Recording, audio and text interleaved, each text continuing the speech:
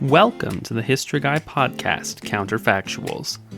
What is a counterfactual? In the context of studying history, it is a kind of analysis where we examine what might have happened had historical events gone differently. As a thought experiment, the goal is to learn and understand history as it is by talking about what it could have been. As a twist on the historical stories that we tell on the History Guy YouTube channel, this is a series of podcasts that dwell on that eternal question: what if? I'm Josh, a writer for the YouTube channel and son of the History Guy. If you're a fan of the channel, you already know Lance, the History Guy himself. To liven up our discussions on what might have happened, we have invited Brad Wagnon, history aficionado and a longtime friend of the History Guy, to join us. Remember that if you'd like to support us, you can find us on Patreon, YouTube, and locals.com. Join us as we discuss what deserves to be remembered and what might have been. On today's episode of the History Guy podcast, we talk about one of the most important parts of the Columbian exchange, and possibly the reason that Europe was able to colonize and dominate much of the world in the early modern period: the potato. Without further ado, let me introduce the History Guy. Of all the goods that cross the ocean in the Columbian exchange, perhaps none has become more ubiquitous than the humble potato. It's become the centerpiece of hundreds of dishes. It's parts of all sorts of cuisines, but that didn't really happen overnight. Originally cultivated by the Incas, potatoes were brought back to the Old World by some of the earliest European explorers, but people in Europe didn't initially find them to be, well, particularly edible. It was circumstances and a few die-hard potato fans that made the potato popular across the continent. It is history that deserves to be remembered. Potatoes seem to have been domesticated between 7,000 and 10,000 years ago by the indigenous peoples of the Andes. Modern Peruvians still raise hundreds of varieties of potato in those same fields. The Inca created countless dishes with potatoes, including a very light, freeze-dried version that could be carried by the Incan armies and lasted 10 years, providing a supply against famine. Potatoes didn't leave the New World until Francisco Pizarro led his conquistadors to conquer the Incan Empire in 1532. It took some time to reach Europe, with some of the earliest examples reaching Antwerp from the Canary Islands in 1567.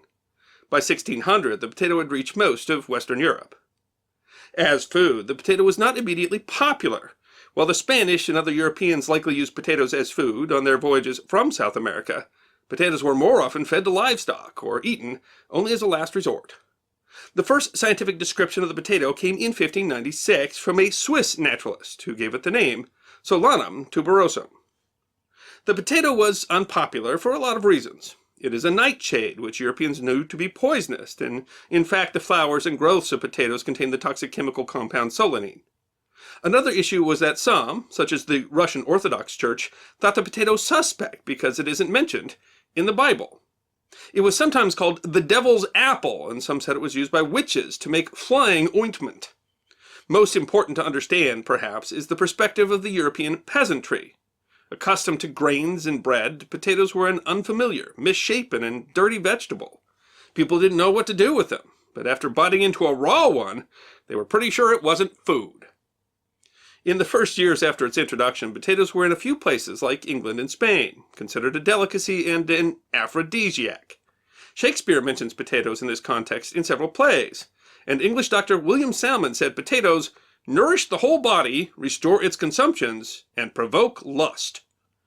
The director of the Royal Botanical Garden said potatoes were purchased, when scarce, at no inconsiderable cost for those that believed in their powers.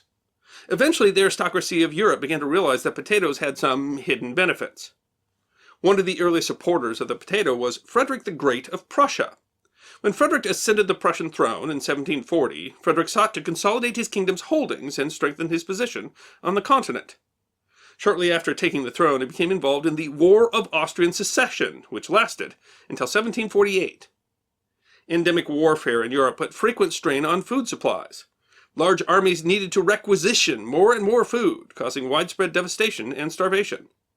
Famines caused by the 30 Years' War from 1618 to 1648 were some of the worst in European history, with population declines as high as 50% in some regions. The introduction of the potato began to change that. The first people to figure out the virtues of the potato were peasants, who found that armies would ignore them completely when they came to requisition food. Peasants likely first ate the potato out of desperation, but the food proved to have much greater caloric density than wheat and better nutrition. Frederick noted that despite military requisitioning, the peasants were staying fed, and even if an army did target potatoes, they were harder to destroy or take than stores of wheat. In 1744, he added potatoes to his army stores and ordered seed potatoes, tubers that would grow when planted, to be distributed across Prussia. Frederick's patronage didn't convince his people at first. When the town of Kolberg received their first cartload, they were disgusted and told the king, "These things have no taste. Not even dogs will eat them. What use are they to us?" Frederick threatened that any peasants that refused would have their noses cut off, but the next year sent a guard who had seen the benefits of potatoes to encourage their planting in Kolberg. In 1756, he went even further with the Potato Edict, which ordered everyone in Prussia to plant potatoes wherever they could find room for them. This caused an important shift in agriculture, as prior to the potato, fields would be left fallow to restore the soil. Now, they were filled with potatoes. Potatoes began to massively change European food production and supply. Cheap, hardy, and less likely to spoil, potatoes offered a cushion against famine, and effectively doubled, or more, the European food supply. Frederick actively advertised potatoes, and his effort paid off handsomely. When the 7 Years' War began in 1756, Prussia was faced with wave after wave of invasion, but the kingdom proved remarkably resilient. Prussian fortunes were a near thing. It was a godsend when the Russian queen died and Russia switched sides to ally with Prussia. Potatoes kept the situation at home manageable long enough for the kingdom's fortunes to shift. Frederick supported potatoes so enthusiastically that he was called the Potato King, and people still leave potatoes at his grave. Prussia's potatoes caught the attention of other European powers, and Austria, Russia, and France all pushed for their peasants to grow potatoes after the war. The war also produced one of the most important promoters of the potato, Antoine Augustin Parmentier. Parmentier was a pharmacist in the French army and was captured several times, and was imprisoned for years by the Prussians, where he was fed nothing but potatoes. When he returned to France after the war, he was amazed that his health had not suffered. It convinced him that potatoes would make a good food source. The French had actually banned the planting of potatoes in 1748 out of the suspicion that it caused illness. Parmentier began doing pioneering work in nutritional chemistry, trying to understand what in food was nourishing to humans. In 1772, he won a contest seeking to find the best food capable of reducing the calamities of famine: the potato. Parmentier also convinced the Paris Faculty of Medicine to declare the potato edible. He also published a paper explaining how to make potato bread that was similar to wheat bread. He hosted a feast made up of only potato dishes, which Benjamin Franklin attended in 1767. In 1785, he finally received royal backing for his efforts, possibly after presenting King Louis XVI and his wife Marie Antoinette with a bouquet of potato flowers. Marie wore one in her hair, while Louis started a fashion of wearing them in the buttonhole. Potatoes started to become popular at the court, though that wasn't necessarily good in the lead-up to the French Revolution. It helped, too, that potatoes saved a bad grain harvest in 1785 from becoming a disastrous famine. His most audacious attempt to popularize the potato came after 1787, when the king allowed Parmentier to plant 40 acres of potatoes near Paris. At harvest, Parmentier posted guards to chase away onlookers during the day, but withdrew them at night. The peasants, assuming that only something valuable would be guarded, stole from the fields. This story, or a very similar version of it, has been told across Europe and attributed to various kings or leaders, especially to Frederick the Great of Prussia, though no contemporary records seem to prove that Frederick did it before Parmentier. The potato's popularity exploded, and the king told Parmentier that France will thank you someday for having found bread for the poor. Though Louis was destined to lose his head only a few years later, Parmentier became a hero. Potatoes were declared to be the food of the revolution, and royal ornamental gardens were torn up to be replanted with potatoes. Parmentier's influence spread not only to France, but across the continent and apparently across the pond. Thomas Jefferson had Parmentier's work in his library and became a supporter of the potato in America, serving it at meals in the White House during his presidency. Jefferson, a famous Francophile, is also credited with being the first to serve fried potatoes that he had seen in France, the now ubiquitous French fries. It's hard to overestimate the importance of the potato to history. Europe was plagued with famines, with at least 50 major nationwide famines hitting France between 1500 and 1800. Most nations in Europe managed to grow just enough food to satisfy their needs, so looting armies, bad harvests, and crop failures left countries without anything to eat. Potatoes solved all kinds of problems for Europe. For a time, it essentially ended famines in Europe, massively increased food supply, and provided much better nutrition, which improved health and birth rates. Potatoes provided an easy-to-prepare, nutrient-dense food supply for the Industrial Revolution, as factory workers toiled away for up to 16 hours a day. The potato played an important role in driving population growth, with modern studies showing strong correlations with increased population and better health. The European population grew from 140 million in 1750 to 400 million 150 years later. A 2009 study found that the increase in nutritional carrying capacity didn't just provide food for factory workers, but actually helped to drive economic growth and urbanization. While it's impossible to know just how much of the change is directly due to potatoes, it is certain that it was an integral part of the Industrial Revolution and modernization. Another product from the Americas served to help agricultural production even more: guano. In 1840, Justus von Liebig published his pioneering work describing the importance of nitrogen in plant growth and the production of chlorophyll. In it, he also extolled guano as a major source of nitrogen, which revealed guano as the world's first high-intensity fertilizer. The guano boom was historic in itself, and it again doubled or even tripled agricultural yields.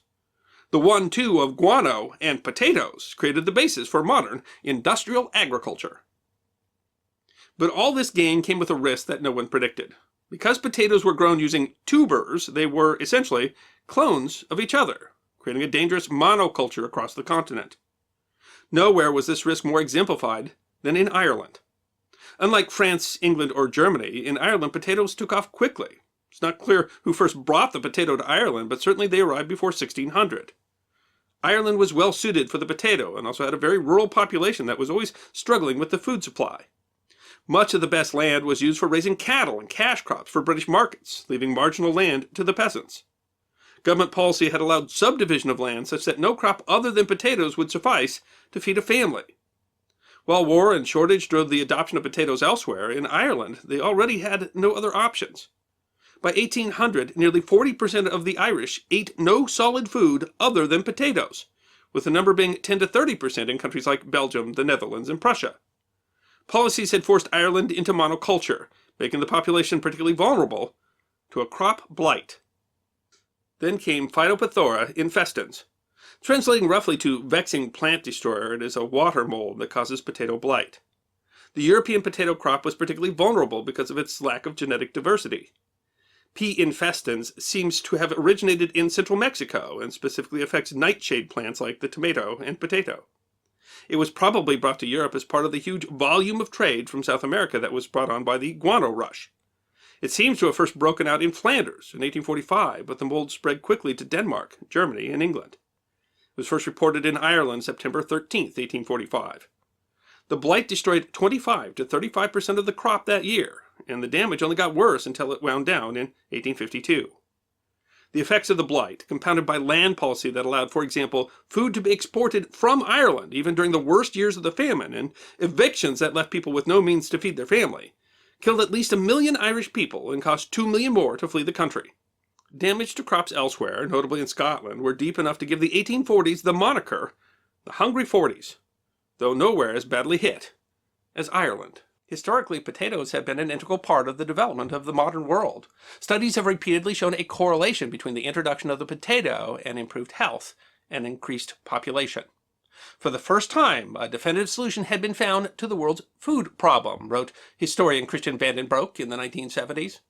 Potatoes, along with guano, marked the beginning of industrial agriculture and the continued improvement of the world's food production. Today, the potato is the #1 non-grain food crop produced in the world. It is an important part of countless diets around the world, from snacks to hearty dinners.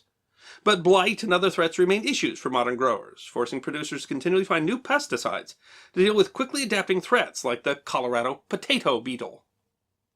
Potatoes went from a local staple in the Peruvian mountains to an ugly, inedible root to one of the most important foodstuffs in history.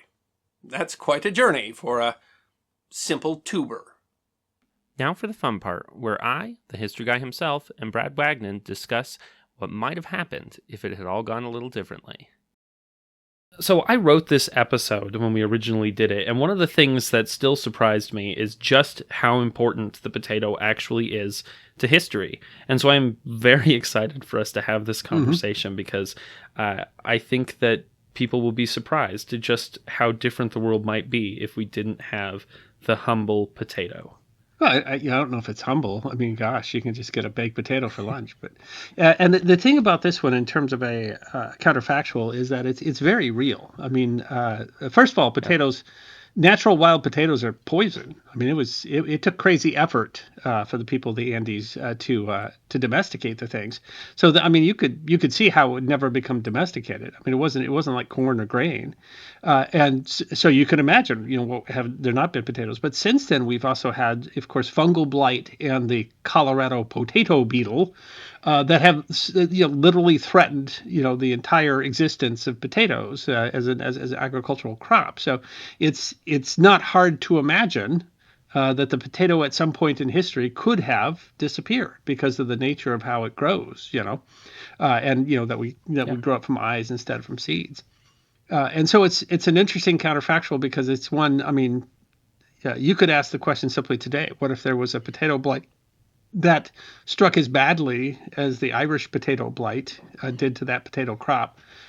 We have all sorts of other, agricultural methods now, but I mean, what if we had something that was just resistant to our, what we use, so that it's not inconceivable that today we could ask the same. I mean, even if you don't look at history, just look at the modern era. How would the world be affected if potatoes were to face a significant blight for 3 years? And how many people would die? Because it would be probably in the millions. I was just reading that in 2007 the United Nations estimated, that's a while back, that we were producing 325.3 million metric tons of potatoes, which is, according to their estimate, over 100 pounds of potatoes for every person on Earth. And so that's wild. That's just a wild amount of potatoes. And it's not in general, I don't think it's the most grown crop, but it's significant. It's up there. It's providing a significant amount of food. I saw sources that said it's either third, fourth, or fifth, and they don't seem to agree. But it is an absolute critical crop in certain parts of the world, and it is a critical crop as a reserve, which it always has been, because there's things that it can do that you can't do with grain crops. And so even if it's not the world's most important crop, it's the backup crop for huge significant parts of the world. So it isn't just the McDonald's fries that we would lose. I mean, there's countries where the starvation would be, and that gives us an idea of what starvation might have been like if the potato had not gone worldwide. Yeah, I think that it's interesting that China is now taking a page from the Western playbook, and they're pushing the development of potatoes as well. And in a geographically diverse country as China, there are certainly some areas where other grains, rice or wheat, even corn, might not be nearly as productive as the potatoes. And potatoes, in a certain sense, they suffer, if you will, or they are buoyed by their own simplicity. Mm-hmm. You don't even have to harvest last year's crop, plant next year's. You just take a few extra potatoes, chop them up, and you're done. It really is an incredibly easy crop to plant. And it takes very, very well to climates that you would consider to be pretty marginal. I remember reading during the Napoleonic Wars, the soldiers basically were raiding potatoes all over northern Poland. And that is because not a heck of a whole lot else would grow there. Mm-hmm. When you're growing grains, then you have to leave fields fallow, and you have to rotate, and you can grow potatoes in the rotated crop. So essentially it doubled the food supply in Europe because it took all of the fallow fields and made you something you could grow in it that was nutrition dense. So it's not pretty much wherever there are people, they've been able to grow potatoes. The things are incredibly hardy, which is, I guess, not a surprise given where they, it's hard for a crop to develop in the top of mountains. And the reason that the wild potato is fairly poisonous is to protect itself from being eaten by everything and sundry. Well, the fact that, the first ones that they were eating, as you mentioned, these were, poisonous, and that even the llamas that ate them, they would just go lick some clay first. The poison, How did a llama How did you wonder how That's animals true. figure things out? And like the that. I have first no llama that idea figured it out, how did he how- tell the other llamas? Yeah, how does Yeah, that spread among so, I llamas? mean, I don't know. I get how we got it from, once we were like, oh, what are the llamas doing? I, Okay, and I can see how I mean, humans figured theoretically that out. Darwinian, the ones that don't die. So, the only ones that would figure it out would pass on the genes, I suppose. But I mean, how how that came the along. smart Yeah, I llamas. don't know. Mama poisoned all the dumb ones. Yeah, I don't know. But and when you look at how important the potato is, you realize because these were not necessarily Incans. These are proto-Incans. There were actually lots of different tribes there. But think how important, forgotten names even today. Think how important these Andean tribes were when you see how important the potato is. And that also shows how important the Columbian exchange was and what it meant. So, there's at least one historian who essentially argues that you couldn't have had European empires were it not for potatoes, because that was the only thing that allowed the food security that allowed the population to go out and so I mean some people might no colonialism, but I mean we've talked before about like is it really a realistic idea where the new world doesn't invade the old world? Is it really a realistic way for North and South America to have developed on their own? And for the most part we come to the conclusion that it was pretty much inevitable, that if it wasn't Columbus that it would have been somebody else, that if it wasn't Spain it would have been England. But here's a real possibility, and that is if these guys in the Andes had not domesticated potatoes, the new world or the old world might never have had enough population to overcome the new world. So yeah, that was how vital that was. Because without the potato, you don't have civilization in the Andes. I think that's just that the only reason anyone was living up there was because they were able to farm potatoes. You couldn't do grain up there. They relied very much on the potato, and so anything pre-Inca, but then the Inca too. In fact, I was reading about how essentially the whole reason civilization grew there is because you started having the potatoes, then you can freeze the potatoes, and that was called a chuño, these frozen potatoes, and then you started paying that as a tax, and so I mean like literally potatoes are the basis of civilization in the Andes. And if you don't have civilization in the Andes, you don't have the Inca. And that means when Francisco Pizarro shows up in Peru, there's nothing there, or certainly nothing on the scale that was there with the Inca. And people aren't going to go where they have food. But of course, humans have been remarkably, I mean, there's civilization in Greenland. There were people living there, and they built houses and managed food. But the Andes was a particularly difficult place to do that because you couldn't grow anything. I guess what I'm saying there is that maybe something would have developed, but it would have been vitally that's different. Is there an alternative? I mean, like carrots, they grow on the ground too, right? And you see them underground. I don't know. I mean, is there an alternative? And I was reading today, this is funny, but two guys or a family in New Zealand dug up what they thought was an 18-pound potato, which would have been the world's record. And then Guinness did genetic test on it and said it's not a potato. It's a tuber that's a type of gourd. But apparently they're still edible, right? And enough so that when the reason they thought it was a potato because it tasted like a potato. So I don't know if they tried to cook the thing. But I mean, would we? I mean, that's interesting in terms of counterfactuals. Is would we simply have replaced the potato with something else? But we know that we really didn't. Prior to Columbus, that famine was very, very common all the way across Europe, and they did not seem to have come to an answer for it that was anything like potatoes. And so there's an argument that the wars of the 16th and the 17th century, the wars of succession and all that stuff, 16th, 17th, 18th century, that they could not have been fought.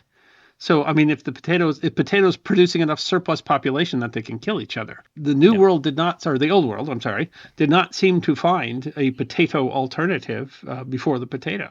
Yeah, and I think that brings up an interesting question. Is the potato really the most valuable thing that came from the old world to the new world? I think that a lot of us would probably say yes, but you can make a really, really good case that, and I'm going to drive my European friends crazy by saying, corn instead of maize. Maize fundamentally changed quite a bit in its with its reach as well. The sweet potato, the only thing that limits the sweet potato from having the same impact I think that the potato does is that it is much more a warm weather crop.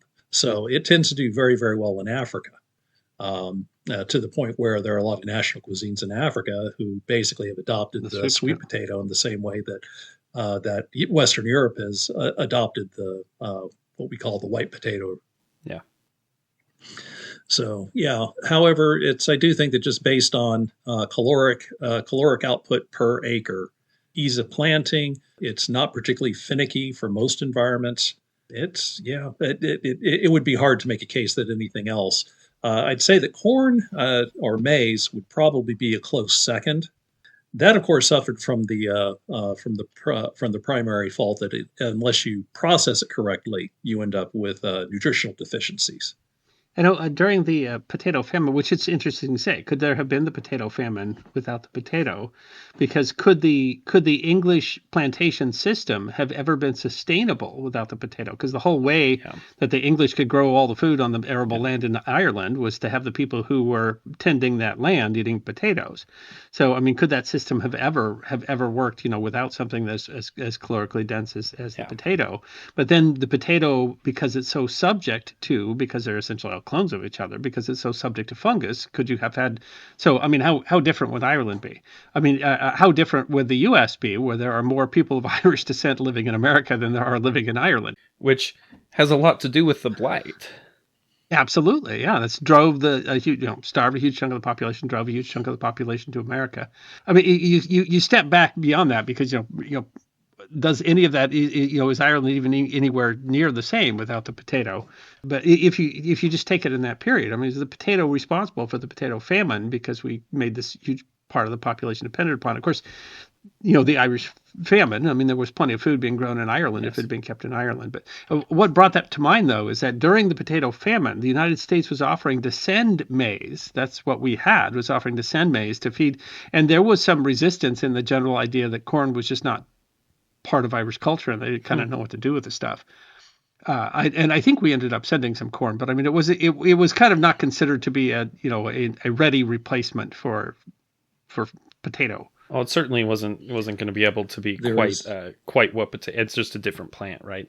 It grows differently. No, you would think the point people eating grass that any kind of food would have been useful. Sure. I mean, it's anecdotally, up until the 1970s, my wife, who is of German descent, had relatives from Germany come to the United States, and they were served maize or corn, and they were almost insulted because how dare someone put animal food in front of them? So there's still a cultural stigma, at least until fairly recently. So, things like corn on the cob, you don't run into very much corn on the cob on Germany. I think the Irish may have had a similar outlook. Yeah, that's a fair, and that's when you don't have much else other than your dignity, that might be. I think still the majority of corn grown in America is grown for animal consumption. That which isn't grown for fuel these days, right? So I mean, it's a relatively small part of the corn crop that's actually eaten as corn, eaten as food. Yeah, or maize. Yeah, interesting. And this is true of the potato as well. Both corn and the potato, they end up in so many different foods in various ways. Everything from cooking oil to corn starch is used in a wide variety of applications, food preparation, food preservation, as is potato starch. It's just something, it's everywhere, and it's interesting. I mean, it's so ubiquitous that we don't see it. Well, I wonder sometimes to think back on like what percentage of my meals includes potato of some kind, and it's large. It's larger than I wouldn't necessarily guess, I think. It's considered the standard side dish in America, really, with anything. We call it meat and potatoes, right? Yeah. And you can't get fast food without French fries. I mean, every fast food there is, then it comes with a side of fries. Yeah. Yeah, it's but when we go back, one of the important things about the potato was where it became so important, because it became important in Ireland, a little less important in England and in Scotland, but it was still important there. It was also very important throughout France, Prussia, Poland, into Russia. And I think that when you see what happened, like say the 7 Years' War, where the Prussian populace was able to survive largely because they had supplies of potatoes. You think that without that, during the 7 Years' War and Prussia is depopulated, I mean, that could mean the difference between there being a German power starting then. Is that without the potatoes, you might really seriously be saying Germany as we know it doesn't exist, because Prussia suffers so much during that war that they didn't have to because of the potato. Honestly, would any of the Western European nations have been able to conduct those wars, like the War of Austrian Succession, the War of Spanish Succession, the 7 Years' War, and all that? Would they have been able to even conduct those wars if they didn't have the food security of the potato? Yeah. Another historian was arguing that we couldn't have had the Industrial Revolution without it, because we still would have had the whole population outgrowing, meager food. Yeah. Yeah, I think that that's a very valid point, because the ability to get lots of people into cities, that is certainly a direct consequence of bringing the potato and having it widely available. Going down the alternate timeline where the potato does not make it back to the New World, the first thing that I think happens is that Northern Europe and Germany, so North and Central Europe, do not become the major players that they are. Perhaps we don't get an era when Sweden is a virtual superpower around the Baltic. Prussia itself is so far north that you have to think that if they had suffered a humiliating defeat during the alternate timelines 7 Years' War or something similar, Prussia gets partitioned instead of Poland. And the unification of Germany in its current forms under the leadership mostly of Prussia does not occur. So, perhaps there's perhaps the Rhineland becomes the major power in Germany, and we get a somewhat less militaristic But the whole nationalization movement and what in the 1840s, the revolutions of the 1840s, any of that possible without food security? If you think about exactly what people are saying, you could not have had the empire without the potatoes. You couldn't have industrialization. We're talking about Europe still being today a pre-industrial society that faces starvation, on a regular basis, at least once a decade, faces, large scale famine. And if you're having to constantly deal with that, it's true is that you can't do almost anything that was done since 1750 without some population growth. And so unless we could figure out, because we certainly have learned ways to intensively grow grain and things like that much better than we were in 1750. But there is some question to say, do you find that, or how, when you find that, if that's different, if you don't have the potato, which really in some ways drove, the modern kind of agro business, and how we run our farms had a lot to do with, growing potatoes, and that influenced so much. And so even then, maybe it doesn't. And if you don't, whatever you want to say about colonialism, it massively altered the world. Oh yeah. The face of the world as we know it relies completely on how those great powers acted in the early modern period, right? Yeah, it's almost inconceivably different world. Yeah. But it's hard for people today to imagine a pre-industrial world, that if we were living essentially the way we did in the 18th century, but without the same food security. Yeah. Well, I saw someone comparing that, saying essentially that, medieval peasants in that early 16th, 17th century, we were talking essentially living along the lines of how people are living in some desperate third world countries today in terms of starvation. And that was normal life, was constantly getting famines, because your lives depended on those crops. Your lives depended on the fact that an army doesn't come through and steal all your grain. The other things you mentioned too, by the way, in terms of agribusiness, and that is fertilization and pesticides are also largely part of the Columbian exchange. We lived for a long time. Our fertilizer was, Peruvian bat poo or Peruvian bird poo, guano. Yeah. Well, it's actually interesting to see how much not just fertilization, how much that was driven specifically for farming things, not just, but for the potato. Pesticides, how pesticides came about protecting the potato. Our first pesticides, which were arsenic and came from like Paris green, I mean, that was used specifically to stop the Colorado potato beetle. And the need to have continually essentially changed and gotten new pesticides, one of the reasons we did that was because Colorado potato beetles kept becoming, they resistant to the ones we were using. Our other crop production is lower if it's not it's not just what the potato does, but I mean what we got from potatoes and also from the New World Connection. So I mean, Malthus argued that the population is always going to grow faster than the food supply, and he essentially said population is self-regulating. We're just going to have mass die-offs every now and again. And the reason that hasn't occurred is because food production went up much faster than Malthus assumed that it could. And so, I mean, so much of, good and bad on the world today comes from the fact that we have had that steady food supply and we weren't having so we could never have sustained a second world war if we were facing, recurrent famine. There was something I read that I thought was interesting, and it was that in every war, since the potato was started to be cultivated in Europe, every war led to more acreage being dedicated to the potato, including World War II. And that just proves that in times of trouble, people turned to the potato. It was, as you said, a backup food. The estimate that I read that I thought really drives that home was that an Irish family considered themselves to be secure more or less in their ability to feed themselves as long as they had at least 1 acre that they could dedicate to potato growth and had a cow to provide dairy, other protein sources. That was I also saw that they were using, sometimes the Irish would use the potatoes to feed a pig, and that meant that you could sell the pig. See, potatoes have always gone with bacon.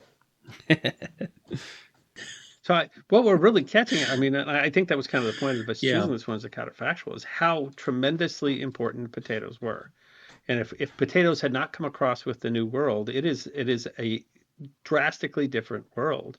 And, very likely one where we don't have automobiles, we don't walk on the moon, and we, just deal with the fact that large chunks of the population are going to starve off every few years and then, start again. And it's of course, like Brad said, it's not just the potato.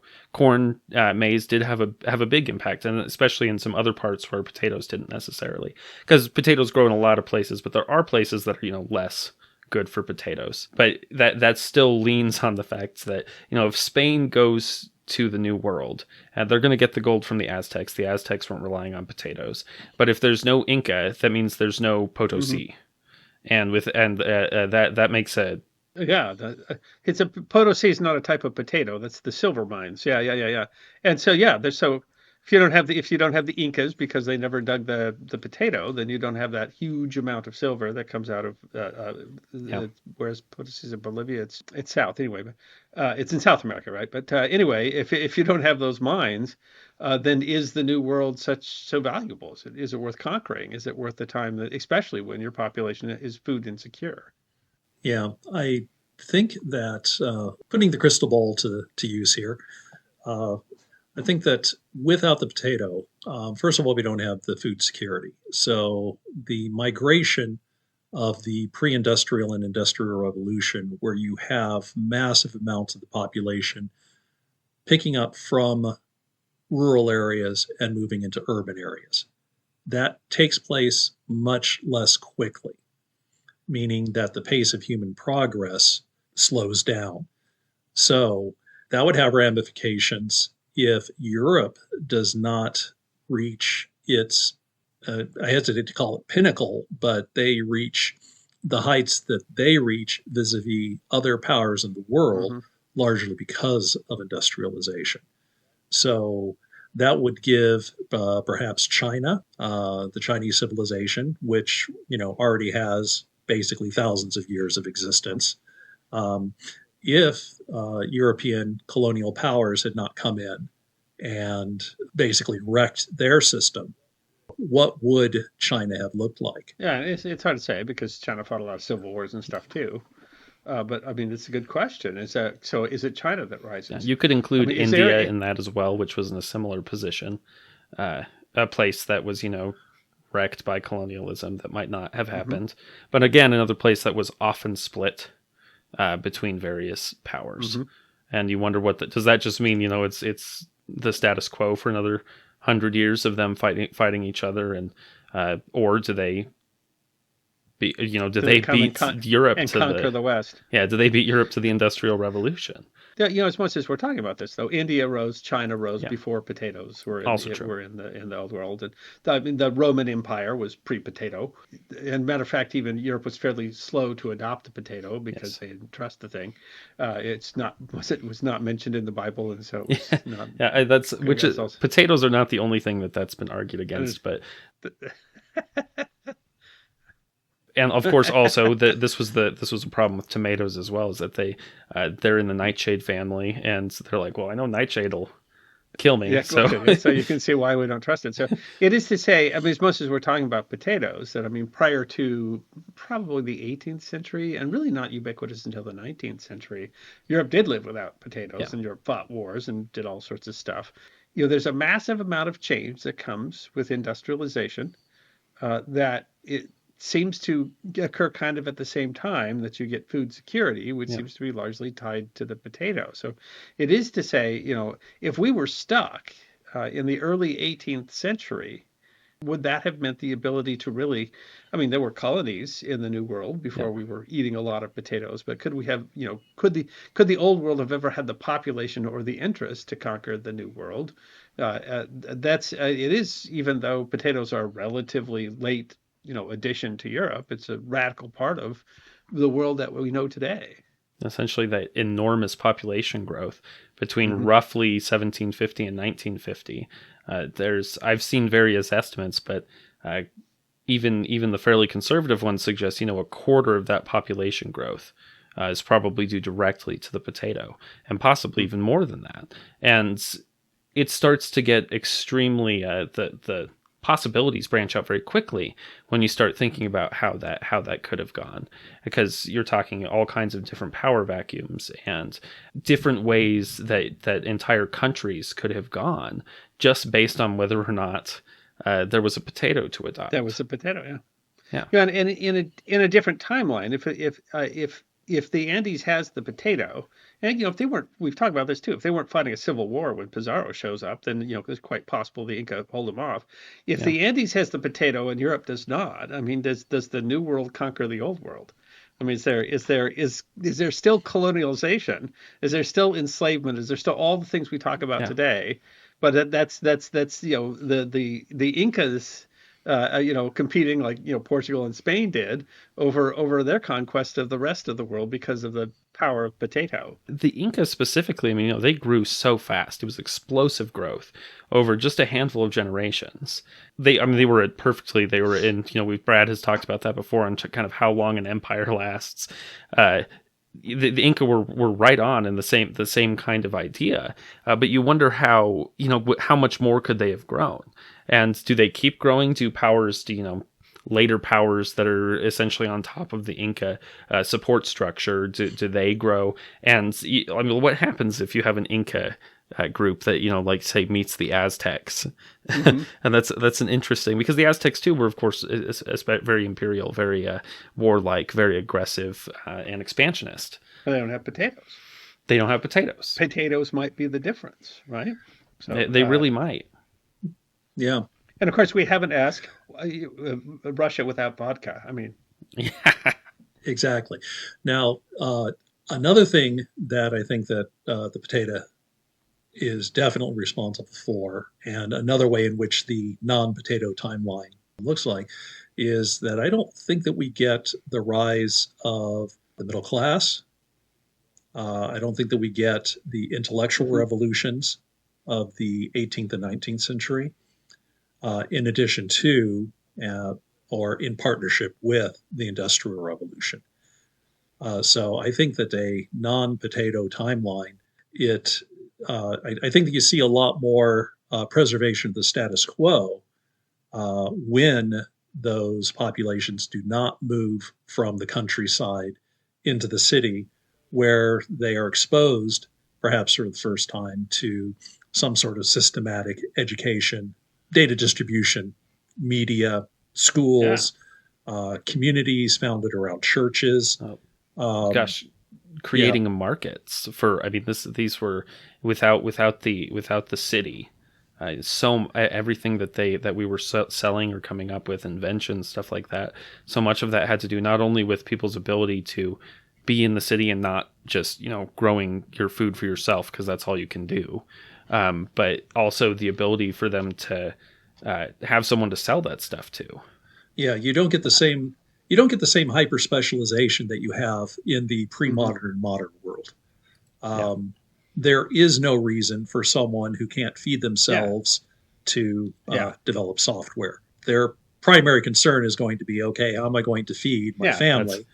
It's Maslow's hierarchy of needs, right? If you're worrying about feeding yourself all the time, and so once Europe has the potato, they're able to do more than that. You definitely can't self-actualize if you buy the story that potatoes are what provided food security, then absolutely it would be very difficult for middle class to rise. It would be very difficult for an educated class to rise. I mean, we had Da Vinci before potatoes. But I mean, the literacy pre-potato was actually very, very low, and and Da Vinci is actually a very good product that shows what happens when your best and brightest essentially are owned. Yeah, because that's the only way by you can the feed nobility, yourself, or.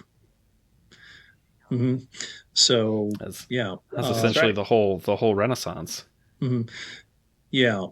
So definitely. I think that the non-potato timeline, we're probably even in the alternate universes, 2025, we're probably stuck at 19th, maybe early 20th century technological levels. I do think that at one point or another, someone would have had a bright idea that would have made the potato's replacement possible. Whether that's continued hybridization and refinement of maize, or perhaps someone gets really creative with the sweet potato and makes it a crop that will grow in a wider range of ecological settings. Yeah, I mean, it's nice to think about. I'm not sure that we even know today if there was a massive potato blight that we know exactly how would we replace those calories. More or less. I mean, there's some unique thing, and the thing about there's other things about the potato. In war, potatoes in the ground, grains in the silo, and so the army comes through and takes all the grain out of the silo, and you only eat what's in the ground. So, I don't. It would be nice to think that, but I don't know that we know what that is for sure, even today, if we know what that is for sure. And again, when you're spending your whole time trying not to starve, it's hard to apply time to the science that would be necessary to come up with a replacement. But you can argue. I mean, there's always been this sort of argument that the time is really sort of inevitable, and that whatever obstacle we came upon, we would have come some other answer for it. I think it's certainly possible, but I think it's very possible to say that that we don't have a replacement for the potato, and that we continue to deal with food insecurity, and there's risk of food insecurity today. We haven't had a major famine in a very long time. And so, I mean, what happens if we have another year without a summer? I think we're maybe more on the edge than we realize. We've fished the ocean so much, but here's something, and I think that this is interesting. First of all, I did try to research this, and it's a difficult question to ask. Does Bigfoot eat potatoes? I could not find any instance of that, but I did find that Bigfoots eat the same thing that bears do, and bears will dig into a garden after potatoes. So it is possible to say that there's at least a Bigfoot potato connection, and maybe we wouldn't have Bigfoot without him. But there is a Bigfoot-like creature in the Andes that is kind of a demon, and it's called and I'll probably pronounce this wrong, an Ucnar, Ucnar. And so if people don't domesticate the potato and people don't live in the Andes, then maybe the Ucnar thrive, and maybe it is the Ucnar kingdoms that are able to overthrow the starving, food insecure human kingdoms, and we literally have a Bigfoot world. A Bigfoot world because they're the ones relying on the potato. See, that's because or they were killed because of the potato. I mean, their population was destroyed because of the potato. Because humans, if we hadn't domesticated the potato, then they run free in the Andes. And then when they start coming out of the Andes in numbers, then we're all too starved and famine starved and stuff to be able to resist. They overrun us. Yeah, we are overrun by the Peruvian Bigfoot. A French fryless world succumbs to the. That's true. To the Yes, when to you're the talking, Aknar. because I mean, there's a lot of diets that you were talking about. Would we have come up with an alternative? But I mean, we still don't know what's the alternative to French fries, right? I mean, it's always, do you want fries with that? I get the side salad in some places, but I mean, it's most restaurants don't even know what to do if you want to eat the fries. And of course, I mean, there are other important crops, but it's hard to think of one that had quite as significant an impact as potatoes. And you're certainly looking at the New World. There's other very important crops. I mean, rice and grain, of course, wheat has remained very, very important. And without any one of those, I mean, the world changes. I mean, without absolutely. Without grains, as a counterfactual, if we had never domesticated crops, if we never created agriculture, we're probably somewhat like the we're probably living somewhat like the Khoisan, right? Yeah. We're wandering around in small groups, eating whatever critter we can run down, and that's without grain, there's no civilization, right? That's we're still hunter gatherers. Yeah, I mean, so domestication of crops is incredibly important throughout. So if you took away wheat, or if you took away rice, then of course we have a radically different world. Yeah, so I mean, maybe more so than potatoes, but. If only because the potato came later, much later, for much of the world. You do wonder. One of the things I had looked at was that it was relying on the idea that essentially because the Spanish were able to get stuff like Potosi and the silver and the gold and stuff out of Peru, that was the silver especially caused inflation globally, and that caused such disruption to ways of life all over the world, that caused it caused migrations, it caused famines, caused that inflation purely from them pulling all the mineral wealth out of South America, which would not have been possible without the potato. Not only because they might not have found it, but because everyone who was pulling silver out of Potosi was eating potatoes. Was eating potatoes, that was what they were doing, and so without that, you have a more of a status quo purely because there isn't this huge status quo shaking, which funded wars and funded all sorts of things. So we're fun about it. It's so funny because the reason that we give precious metals value is because they're rare. Yeah.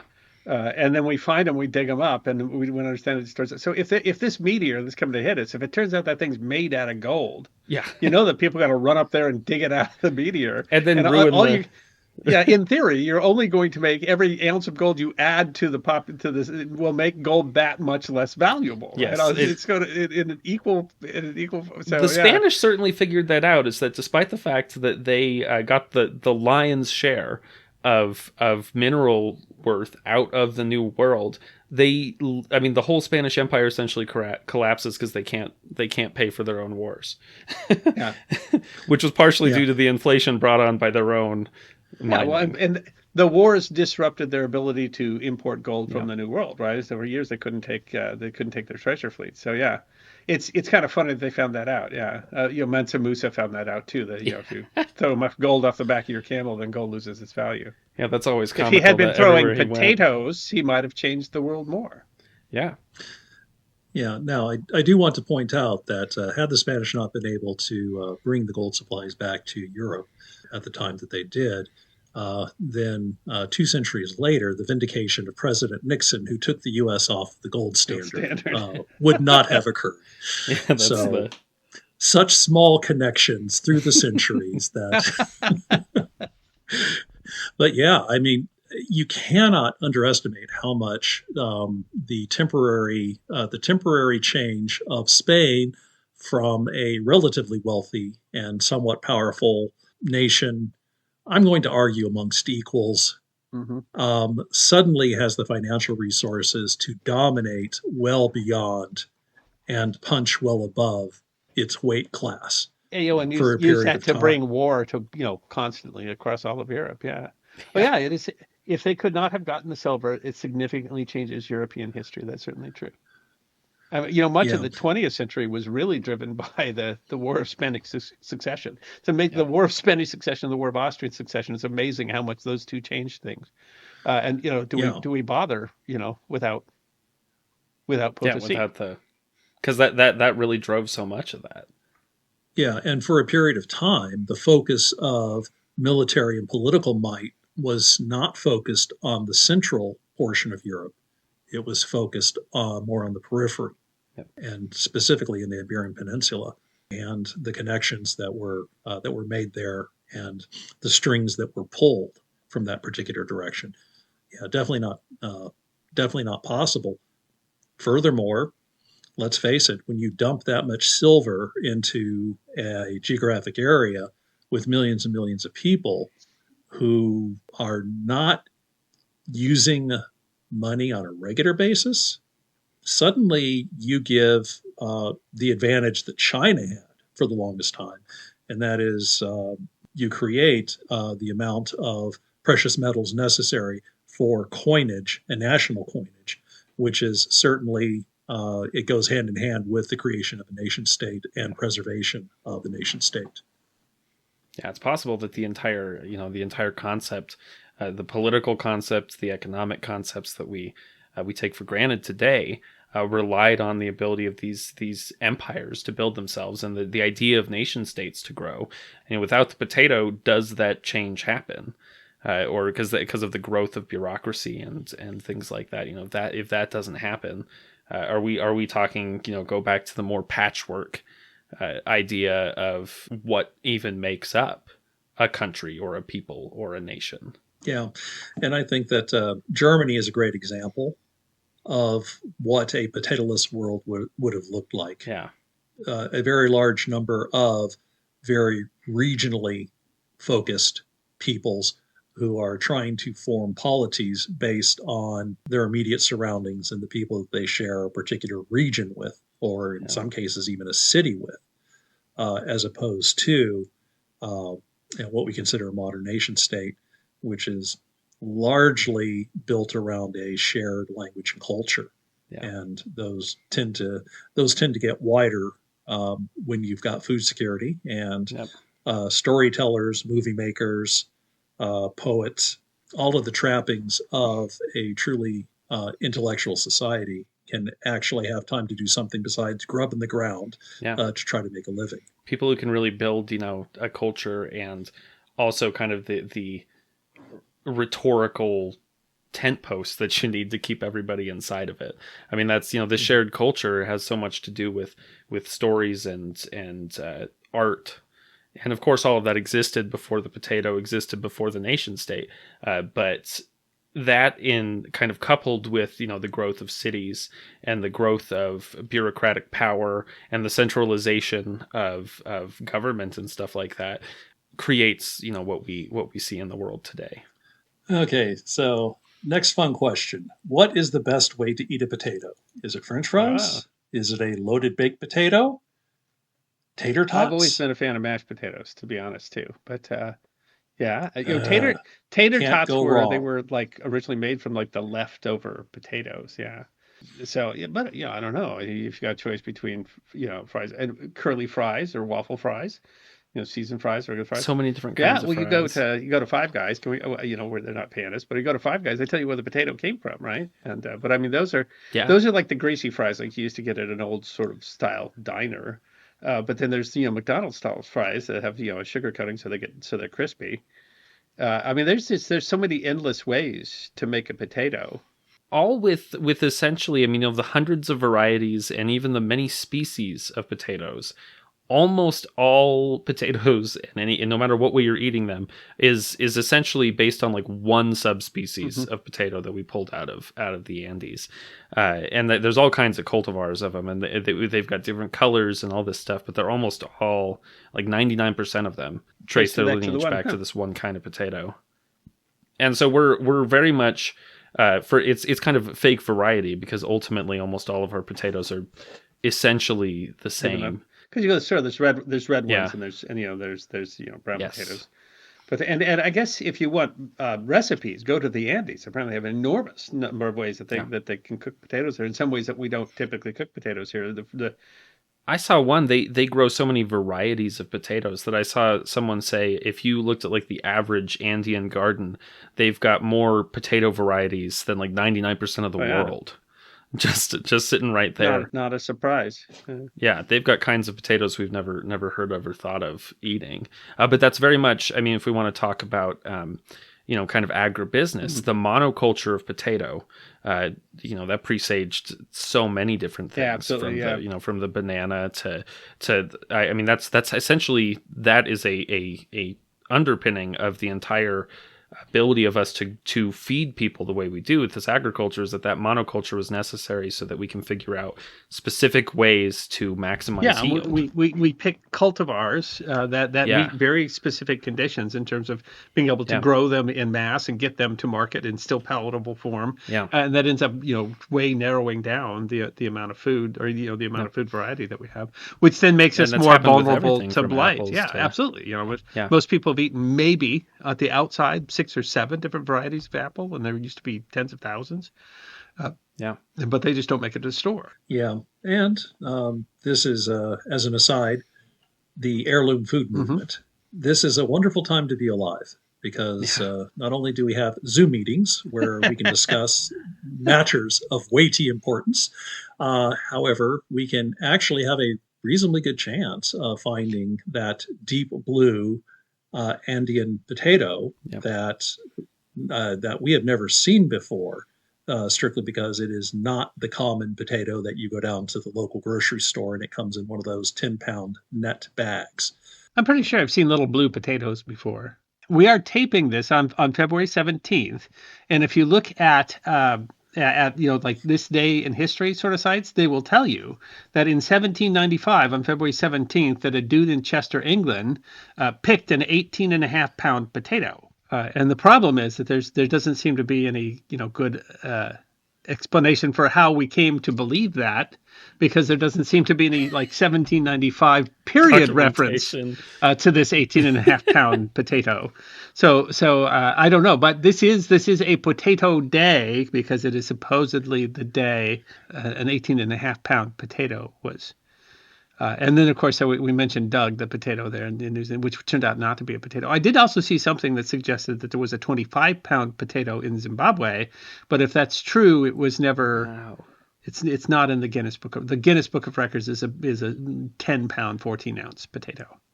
Yeah. Now, I do have to say that I am a big fan of the Five Guys. Those French are quite fries. good. Yes. I think that they are very far up on the list of plus they give you that fries. extra scoop. I mean, it's just not just that bonus bag fry you might get at McDonald's. It is a whole bonus bag of fries. So there. Yeah, and I must say that the reassuring thing about a McDonald's French fry is that even when I'm in Europe and I have a sudden panic attack and need a taste of home, there's probably a McDonald's on the corner somewhere that is going to serve me a fry that tastes more or less like it tastes. And have something else on the menu that you totally have never heard of. Like beer. It is important to say that neither McDonald's nor Five Guys sponsors the History Guy podcast, but we are certainly available. if you want to get a hold of us.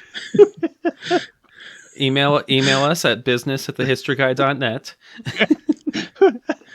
Yes, have your people talk to our people. We'll get this taken care of. Thank you for listening to this episode of the History Guy podcast.